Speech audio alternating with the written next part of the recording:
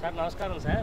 నమస్తే సార్ ఇప్పుడు జగన్ గారు ఎన్డీటీవీకి ఇంటర్వ్యూ ఇస్తూ నన్ను చంపాలంటే చంపేయండి, కానీ మీకు ఓటు వేయని వారిని మా కార్యకర్తలను లక్ష్యంగా చేసుకుని ఎందుకు దాడులకు పాల్పడుతున్నారు అంటూ వ్యాఖ్యలు చేశారు.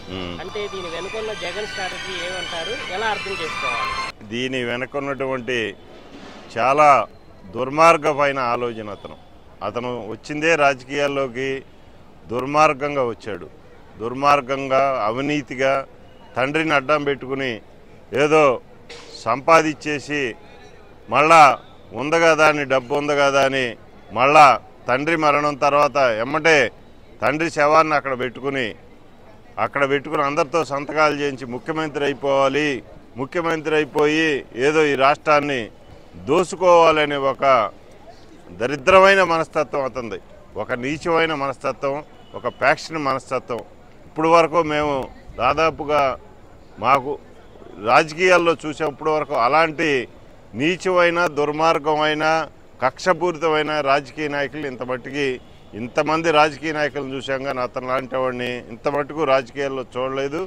కనుక భవిష్యత్తులో అతనికి రాజకీయ భిక్ష ఈ ఆంధ్రప్రదేశ్లో ఎవరు పెట్టరు. ఇక్కడ రాజకీయాల్లో కూడా అతను రావడానికి కూడా అనర్హుడు. బాబు నువ్వు పరిపాలించిన 5 ఏళ్ళు కూడా ఎంతమందిని సావగొట్టావో, ఎంతమంది మీద ఇచ్చేసావో, ప్రతి శాఖలోనూ నీ గురించి అవినీతి, ప్రతి శాఖలోనూ కాదు ప్రతి వ్యవస్థను కూడా నాశనం చేసేసి ఈ రోజున తౌనుదరమ్మ అని వచ్చినటువంటి డబ్బుని ఎక్కడ కొండ కనపడ్డా, ఎక్కడ ఇసుక కనపడ్డా, ఎక్కడ లిక్కర్ చేసినా బాబు నీలోంటాడు రాజకీయాల్లోకి రాకూడదు. ఇక ప్రజలు, ఆంధ్రప్రదేశ్ ప్రజలు ఇది గుర్తుపెట్టుకుని అతను ఒక ఆర్థిక ఉగ్ర నాయకుడు, ఏదో అంటారు ఆ రోజున, ఏదో మరి అనేవాళ్ళు పెద్దలు, పెద్ద ఉగ్ర అంటే అనకూడదు, అలా ఒక టెర్రరిజంలో అనే నాయకులకు ఏ పేరు పెడతారో ఆ పేరు కూడా నీకు వర్తించదు. ఇంకా పెద్ద పేరు ఏదైనా ఉంటే ఆ డిక్షనరీలో ఎత్తికి బయటికి లాగాలి.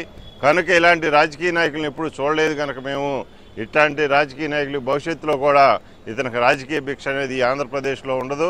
కనుక ఇతను ఇప్పటికైనా సరే తను ప్రజలు చేదరిచ్చినా కూడా నేను ఇంకా ఏదో ఈ 40 రోజుల్లోనే ఏదో అయిపోయింది, రాష్ట్రాన్ని విడగొట్టేశారు, రాష్ట్రాన్ని పాడు చేశారు అన్నట్టుగా వెళ్ళిపోయి మరి అక్కడ ఢిల్లీలో కూర్చుని ఇక్కడ అసెంబ్లీలోకి అడుగుపెట్టడానికి నీకు సిగ్గు లేకుండా అక్కడికి వెళ్ళి నువ్వు ధర్నా చేయటం అనేది పెద్ద నేరం, అది ఘోరము కూడా. ఏదో ఇక్కడ నువ్వు ఏమైనా ఉంటే నువ్వు చేసిన 5 ఏళ్లకి ఇలా చేశాను, అలా చేశాను, ప్రజలకు మేలు చేశానని చెప్పుకోవాలి. కానీ నువ్వు చేసినటువంటి అవినీతిని ఇక్కడ చంద్రబాబు గారు అన్నీ ఒక్కొక్కటి బయటికి లాగుతున్నాడని ఈ విధంగా అక్కడికి పారిపోయి నువ్వు అక్కడ కూర్చొని తెస్టేసి ఆ యొక్క మిగతా రాష్ట్రాల్లో ఉన్న పిచ్చోళ్ళని వాళ్ళకి ఆంధ్రప్రదేశ్లో ఏం జరిగింది తెలవని పిచ్చోళ్ళందరినీ అక్కడ కూర్చోబెట్టుకుని ఒక సమావేశం వేసుకుని నువ్వు ఇక్కడ ఉన్నటువంటి నాయకుల మీద అలా మాట్లాడతాం చాలా ఘోరమైనటువంటి తప్పిదం నువ్వు చేసింది ఇప్పటికే. కనుక ఏదో ఒక రాష్ట్రపతి పాలన పెట్టాలి, ఈ యొక్క ఎమ్మటే ఇక్కడ రాష్ట్రపతి పాలన పెట్టి తన్ని మళ్ళా ఈ రాష్ట్రానికి గవర్నర్ చేస్తే గనక మళ్ళా చూద్దామనే యొక్క పక్క నుంచి చూస్తున్నాడు. కనుక ఇవన్నీ చెల్లవు నువ్వు చేసేటువంటి కుట్రలు కృతంతాలు. అప్పటికి ఆంధ్రప్రదేశ్ ప్రజలు 5 ఏళ్ళుగా నిన్ను నమ్మి నష్టపోయారు. దాదాపుగా 10-15 ఏళ్ళు వెనక్కి వెళ్ళింది రాష్ట్రం. అలాగే ఆర్థికంగా బాగా లాస్ అయిపోయింది. కనుక ఇలాంటి ఉగ్రవాదులు, ఇలాంటి యొక్క నీచమైన రాజకీయాలు చేసేవాడిని ప్రజలు మళ్ళా క్షమించరు. నిన్ను రాజకీయాల్లోకి ప్రజలు కూడా చిన్న పిల్లాడితో సహా నువ్వు చేసినటువంటి అవినీతి కానీ, అక్కడ నీ యొక్క తాబేదారులు పెదిరెడ్డి చేసినటువంటి అక్రమాలు కానీ, ఒకే పెదిరెడ్డే కాదు ఇలాంటి వాళ్ళు ఇంకా చాలామంది ఉన్నారు.